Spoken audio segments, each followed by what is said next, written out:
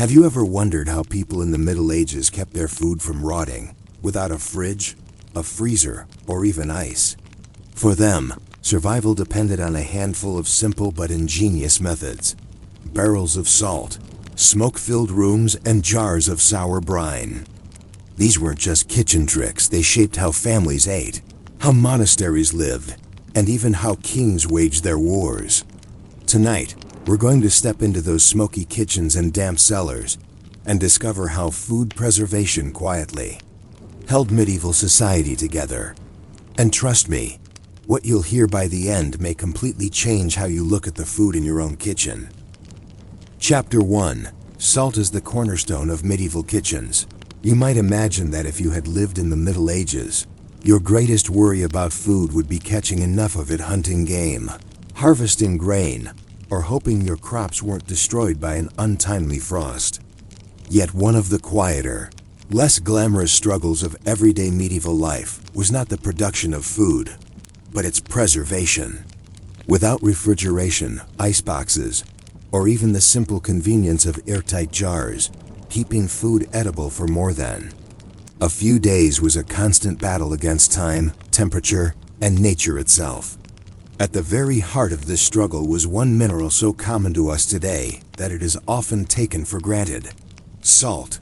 Salt, in the medieval kitchen, was not just a seasoning, sprinkled casually over a meal. It was the anchor that held together the entire structure of food survival. To understand its role, you have to picture the landscape of medieval Europe, or indeed much of the medieval world, where access to fresh meat or fish was unpredictable, and harvest seasons left surpluses that could quickly rot. Salt was the bridge between abundance and hunger, between feast and famine. The importance of salt begins with its basic property: its ability to draw moisture out of flesh and vegetables. When applied in thick coatings to meat or rubbed deeply into fish, salt dehydrated the tissues, creating an environment inhospitable to bacteria. In other words, salt created time where otherwise there was none. A piece of pork, salted properly, might last for months instead of days. Fish, heavily salted and dried in the sun, could be carried inland from coastal ports to feed villages many miles from the sea. But to acquire salt in the Middle Ages was no small matter.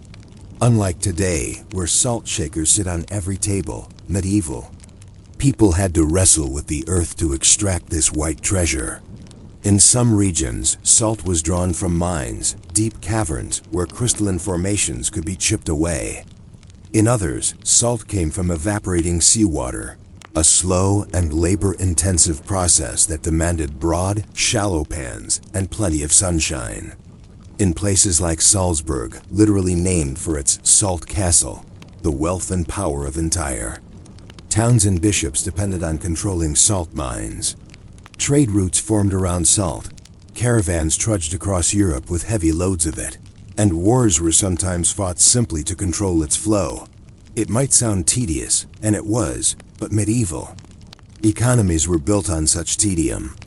The granularity of salt mattered: fine salt for cooking, coarse salt for packing fish, different qualities for preserving meat, dairy, or vegetables. Entire guilds of merchants oversaw its measurement and taxation. In France, the gabelle, a salt tax, became so unpopular in later centuries that it lingered as a grievance right into the French Revolution. In the medieval world, salt was money, but more importantly, it was time bought for food, time bought for survival. Imagine, for a moment, the interior of a medieval kitchen, not the bustling feasts of kings, but the more ordinary stone kitchens of townsfolk or manors. On the wooden tables, slabs of meat are being rubbed with salt, each layer pressed in firmly, then stacked in barrels for storage. Fishmongers arrive from coastal towns, their catch already heavy with layers of white salt, the flesh transformed from glistening silver to a pale, leathery texture. The smell is sharp, biting, and earthy. The salt is everywhere, on hands, on clothing, even in the cracks of the wooden table where it cakes in white streaks. And while salt preserved, it also defined the flavor of medieval diets. Food was often saltier than we might tolerate today, because that was the cost of safety. Bread, cheese, soups, and preserved meats all bore the heavy tang of salt. Even beer and ale staple drinks of medieval people sometimes carried a briny note when brewed in regions where salt seeped into the water supply. To live in the Middle Ages was to live with salt as both savior and burden. The reach of salt went beyond kitchens. It shaped trade routes across Europe, carried by carts from the mines of Germany, from the great salt pans of the Mediterranean, and from the windswept coasts of Brittany and England. Cities grew along these salt roads, places where merchants stopped to rest their caravans and where inns served salted meats to weary travelers. Kings taxed it, monasteries stored it, and peasants sometimes found themselves unable to afford it, forced to rely on less effective methods like smoking or drying alone. There's a quiet irony in the story of medieval salt, for something so plain, so easily overlooked on a modern dining table. It was once a matter of life and death. And yet, because it was everywhere, because it was woven into the dull fabric of survival, it was not celebrated. Medieval writers rarely described salt with much poetry. Chroniclers noted when it was scarce, when a salt mine collapsed, or when prices soared, but rarely did they linger on the texture, the sparkle, the taste. For them, salt was as necessary as air, worth remarking on only when absent. And here lies a curious question. If salt was so central to medieval kitchens, so vital to survival, what happened when it ran out or when its quality was too poor to preserve what it needed to preserve? How did medieval kitchens adapt when their most dependable preservative was suddenly in short supply? Chapter 2. Smoking, Drying, and Pickling. The slow art of preservation. If salt was the cornerstone of medieval food survival, then smoking, drying, and pickling were the walls that rose around it, completing the structure of preservation. These methods were less about trade routes and taxation, and more about the intimate rhythms of daily life. They were slow, repetitive, and often unpleasant tasks, but without them, entire households would have faced hunger. Imagine a medieval autumn, the harvest gathered, animals slaughtered before the onset of winter, and kitchens suddenly filled with abundance. The trouble was not in acquiring food, but in making sure it did not rot within days. And so, entire families turned to the dull but necessary work of preservation, filling the air with smoke, brine, and vinegar. Smoking, kitchens filled with fire and patience. Smoking was as much architecture as it was technique. To smoke meat, you first needed a fire, not a roaring blaze, but a low, smoldering burn that could produce thick smoke without consuming too much wood. The right kind of wood mattered. Oak was preferred in many parts of Europe, while beech, alder, and fruitwoods like apple or cherry were chosen for their particular aromas. The wood did not just flavor the meat, it defined the taste of a region's preserved foods, so that smoked hams of the Black Forest tasted different from those in Normandy. The process itself was slow, sometimes taking days. Meat or fish was hung on hooks in smokehouses, simple timber buildings, with gaps in the roof for ventilation, or over hearths in large kitchens where smoke already drifted upward. The meat was coated first in salt, then suspended to let the smoke curl around it. Over time, the surface darkened, the flesh hardened, and the air filled with a smell that was both acrid and oddly reassuring. In towns and villages, smokehouses were sometimes communal. Families brought their meats to a shared building, each marking their slabs with cuts or tied strings to tell them apart. The smokehouse was both a necessity and a social hub, a place where dull tasks were accompanied by gossip, complaints about taxes, and stories retold year after year. The work was monotonous, but it was also collective. For many medieval households, smoked foods were not delicacies. They were staples, the only way to stretch meat through a long winter. Smoked hams, sausages, and fish might be eaten weeks or months after preparation, their toughened flesh softened by soaking in water before cooking. The smoky flavor we might find appealing today, was often less a culinary choice than a reminder of necessity. Too much smoke could make meat bitter, but too little meant it would spoil. The balance was always precarious, drying. Harnessing sun and wind, drying was, in some ways, simpler than smoking, but no less demanding. It required the cooperation of the weather, something medieval people could never control but had to work around with patience. Fish was the most common food dried in large quantities, especially in northern Europe. Cod, caught in abundance off the coasts of Norway and Iceland, was split, salted, and hung on wooden racks in open air. For weeks the cold wind dried the fish until it became as stiff as a board, earning the name stockfish. Stockfish was tough, nearly inedible in its dried form, but its very hardness was its value. It could last for years if kept dry. Merchants shipped it across Europe, from the icy coasts of Scandinavia to markets in Germany, England, and even Mediterranean cities. By the 14th century, stockfish had become one of the backbone goods of European trade, not because anyone particularly enjoyed it, but because it was reliable. To eat it, one had to soak it in water for days and then pound it with a mallet to soften the flesh. It was, in every sense, boring food, but boring food that kept you alive. Grains, too, were dried for storage. After harvest, wheat, barley, and oats were spread out in barns or on wooden floors, stirred repeatedly to let air move through. Damp grain was dangerous. It could sprout, rot, or mold. So families watched over their stores carefully, turning and checking them as days passed. This was tedious work, often carried out in silence, except for the scrape of wooden tools and the rustle of dry kernels. Even fruits were dried, though more rarely. Apples, plums, and pears might be sliced and laid out in the sun or near the hearth. These dried fruits were precious treats in winter, stored in cloth sacks or wooden boxes. They were not luxuries in the sense of sugar or spices, but they carried a sweetness that broke the monotony of salted and smoked foods. Pickling, the sour companion to salt. If smoke and sun guarded meat and grain, then vinegar and brine preserved vegetables. Pickling was the medieval answer to the problem of perishables like cabbage, cucumbers, and onions. Once submerged in a brine of salt water or a sharp vinegar, vegetables could last for months, their flavors sharpened and soured by fermentation.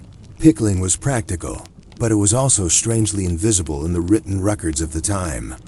Chroniclers rarely described it, perhaps because it was such a common practice it did not warrant mention. But in monasteries, where order and routine defined life, records show barrels of pickled vegetables filling cellars, stacked neatly for the winter. Cabbages were chopped and submerged, their pale leaves softening into brine. Carrots and turnips, cut into long pieces, floated in vinegar mixed with herbs like dill or mustard seeds. For ordinary families, pickled foods provided variety when all else seemed monotonous. A slab of salted pork might be softened with a side of sour cabbage. Bread, otherwise dry and bland, could be dipped into sharp vinegar. And because vinegar itself was often made from wine that had gone sour, nothing was wasted. Pickling also overlapped with fermentation, another invisible preservation process that turned cabbage into sauerkraut and milk into curd. These foods carried a sharpness that was both practical and symbolic. They were reminders that survival often came not from sweetness or richness, but from endurance through sourness and patience. Preservation as routine, not innovation, the modern imagination often looks at medieval preservation and sees cleverness, a kind of inventive spirit, in the face of difficulty. But for medieval people, smoking, drying, and pickling were not clever.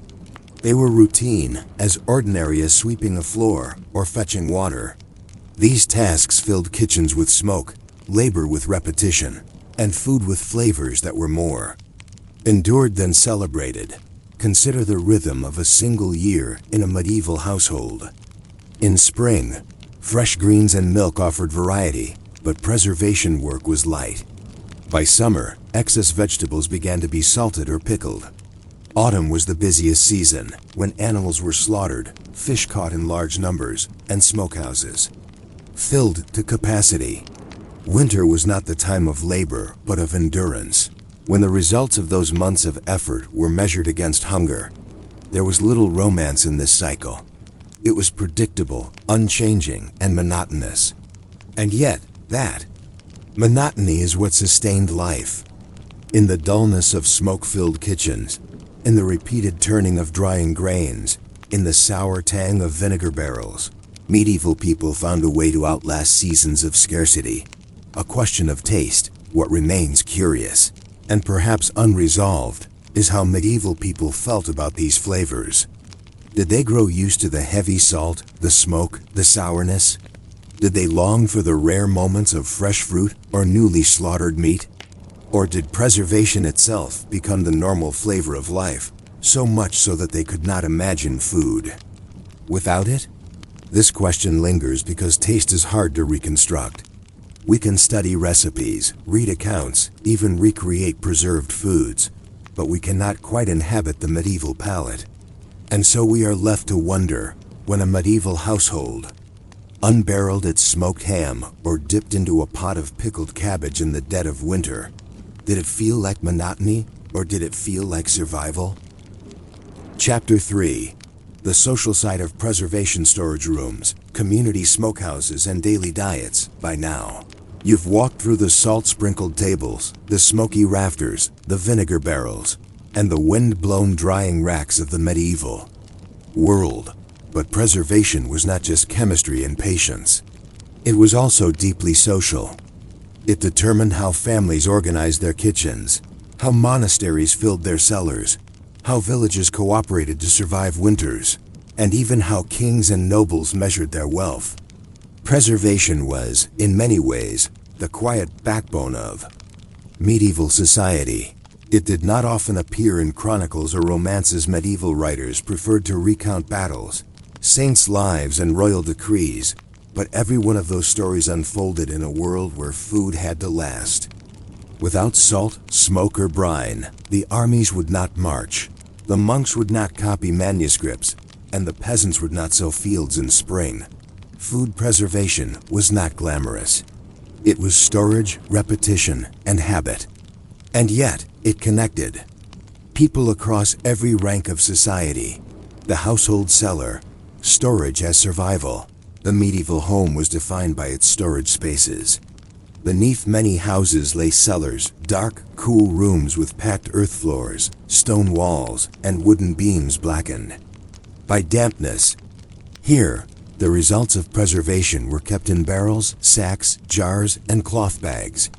The cellar was not a place of abundance or feasting. It was a place of rationing. Every barrel of salted pork, every sack of grain, was measured against the weeks of winter still to come. Medieval housewives were, in effect, managers of these miniature warehouses. They kept records, not always written, but mental tallies of how much salt pork could be eaten each week, how quickly the vinegar barrel was emptying, or whether the grain was sprouting in damp weather. A single miscalculation could mean hunger. Before spring, children were taught from a young age to respect the cellar stores. Picking dried fruit from a sack without permission, or snatching a strip of smoked fish, was not just mischief, it was theft from the family's survival. Stories of strict punishments for such theft appear in moral tales and household rules. Food preservation created not just flavors but discipline. Monasteries, orderly preservation. In monasteries, preservation was elevated to a kind of science. Monastic rules required careful rationing of food, often plain and repetitive, but always steady. Monks recorded the sizes of their fish ponds, the number of hams hanging in smokehouses, and the barrels of cabbage fermenting in storage. The Benedictine ideal of self-sufficiency demanded that monasteries preserve enough food to sustain communities for months at a time. Fish, especially, played a central role, because fasting rules restricted the eating of meat on many days of the year. Monks built elaborate systems of ponds to ensure a constant supply of fish, which were then salted, dried or smoked for later use. In fact, many monasteries became local centers of preservation knowledge, supplying surrounding villages with preserved foods in times of shortage. But monastery preservation was not just about practicality. It was about order, routine, and discipline, the very values the monastic life embodied. Barrels of pickled vegetables lined in neat rows were symbols of spiritual as well as physical preparation. Preserved food, in its dull repetitiveness, reflected the monotony of prayer and work that defined the cloistered life. Community smokehouses and shared work in villages, preservation was often communal. Not every household could afford a smokehouse, and so communities sometimes shared one, bringing their meats in during the autumn slaughter season. This meant entire neighborhoods filled with the smell of burning wood, as dozens of families hung hams, sausages, and fish together. The smokehouse became a space of both cooperation and tension. Neighbors had to trust one another not to tamper with or steal from the shared space. Families marked their meats carefully, sometimes carving initials into the skin or tying strings in unique knots. Disputes could arise if smokehouses were overcrowded, if someone accused another of stoking the fire poorly, or if meat spoiled under shared care. And yet, the communal aspect of preservation also reinforced bonds, helping to carry wood, tending the smoldering fire, or assisting an elderly neighbor with heavy barrels of salt connected people in shared work. Preservation was rarely solitary. It was threaded into the fabric of community life, preservation and trade. Beyond households and villages, preservation influenced entire trade networks. Salt, as explored earlier, was a commodity of immense importance. But preserved foods themselves became trade goods. Stockfish from the north, salted herring from the Baltic, smoked hams from the Black Forest, and pickled vegetables from fertile valleys all circulated in markets. These foods were not luxuries. They were the working fuel of medieval society. Merchant caravans and ships carried barrels of salted fish to feed armies, pilgrims, and city dwellers who could not fish for themselves. Preservation, in other words, was not just survival at the household level. It was survival at the level of kingdoms. Wars, too, depended on preserved food. A campaign could not rely on fresh supplies alone. Armies marched with salted meats, dried grains, and hard bread.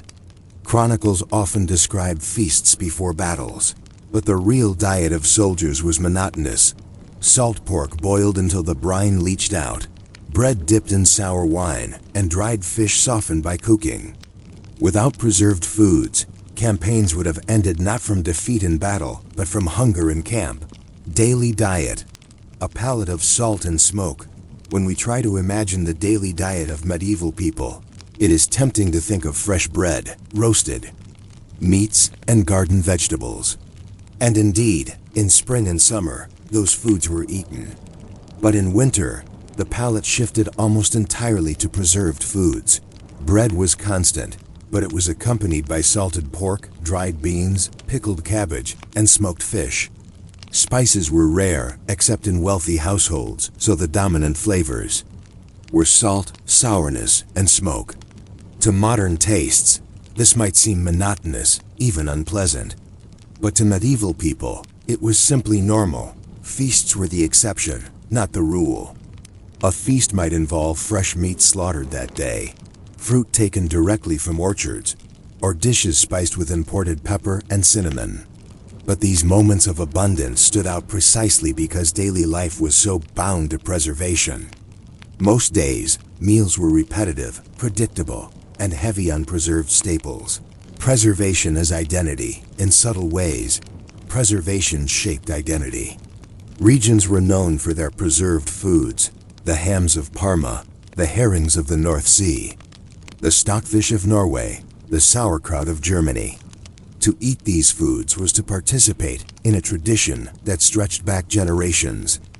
Families taught children how to salt, smoke, and pickle, not as lessons in cooking, but as lessons in survival. The act of preserving food also defined time. Autumn was slaughter season. winter was rationing, spring was hope for fresh greens, summer was the labor of gardens. The cycle of preservation framed a year as surely as religious festivals or agricultural work. It was part of how medieval people measured life itself. Preservation in faith, religion too, was interwoven with preservation. Fasting rules, which forbade meat on many days, increased reliance on fish, which had to be preserved in vast quantities. Lent, a season of fasting before Easter, was essentially a season of preserved food. Monastic rules, sermons, and even penitential handbooks often mentioned food, and by extension, the discipline of preservation. Eating too much of the cellar stores was a sin of gluttony. Wasting food was frowned upon. Sharing preserved foods with the poor was praised as charity. Preservation, though boring, became morally charged. The quiet legacy, looking back, it is tempting to think of medieval preservation as primitive compared to our refrigerators and freezers. But it was not primitive, it was ingenious in its own quiet way. It turned salt, wood, wind, and vinegar into tools of survival. It built entire trade networks. It shaped communities and faith. It filled kitchens with smells and diets with monotony. What remains striking is not that medieval people survived without refrigeration, but that they did so through methods so ordinary that they barely noticed them. Salt barrels, smokehouses, drying racks, and vinegar jars were part of the background of life, like the creak of wooden doors or the tolling of church bells. Preservation was invisible because it was everywhere, and so we return to the question, was preservation merely dull labor, or was it the foundation of medieval endurance? Perhaps both. For the people who salted hams, smoked fish, turned grain, and filled vinegar barrels, it was not innovation or adventure, it was life. It was the steady, monotonous work that ensured families survived winters, monasteries thrived, villages endured, and kingdoms stood today. When you open a refrigerator or reach for frozen food, you are spared the monotony of salt, smoke, and sourness. But perhaps in every smoky sausage, every pickled cabbage, every piece of dried cod that still finds its way into modern markets, you can still taste a little of that long patience. And yet one question lingers unanswered. If a medieval person were suddenly to taste our fresh produce, sweet fruits, and tender meats preserved by cold rather than salt, would they find our food delightful? Or would it taste strangely bland without the sharpness of preservation that defined their lives? Thank you for spending this quiet time with me tonight. I hope this story helped you drift into a calmer place, and maybe even towards sleep. If you'd like more slow, gentle history told just like this, please consider subscribing to Quiet Boring Sleep. And if you found this video soothing, a simple like goes a long way in helping others find it too. Until next time, may your night be peaceful and your dreams be boring in the very best way. Good night.